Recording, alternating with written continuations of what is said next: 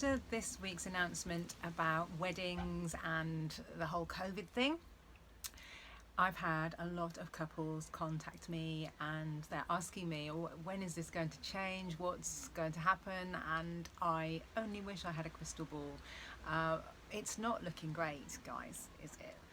At the beginning of all of this, when we were having to postpone the April and May weddings, that was sad enough, but now it was a June and July, and now September is starting to look a little bit shaky for those couples who are holding on in there.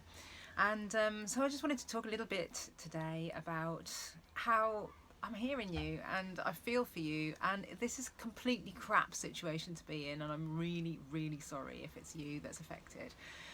But my main piece of advice would be just to go back and to start to think about what is the most important thing to you about this wedding. This is something I ask a lot of my couples anyway, all my couples anyway. What's your big why about this wedding?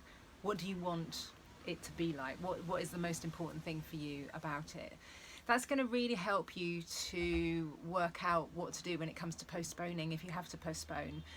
It might be that you decide you want to have the whole thing exactly as you planned it, and just move it for a year or even further afield, and that's great. If you do that though, it's really worth thinking about having a weekday or a Sunday wedding, because at the moment a lot of wedding suppliers are getting really, really booked up next year because of everybody postponing their weddings from this year. So that's one thing.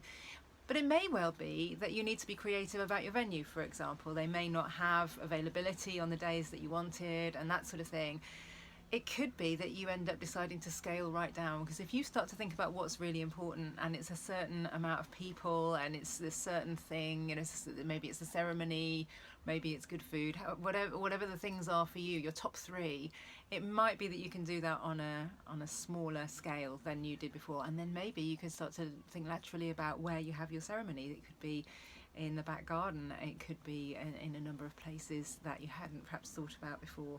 I know it's not ideal, and I know you're hurting, and I know it's rubbish, but please hold in there, because love is still around. You still love each other, you still have another year or more of your story to tell before your wedding day, and it will be so joyous when it gets there. But it's another really good reason to really look at what it is that is the most important thing to you about your wedding day, and to really hone it down and make sure that happens, even if other things have to change around it. Take care, my loves.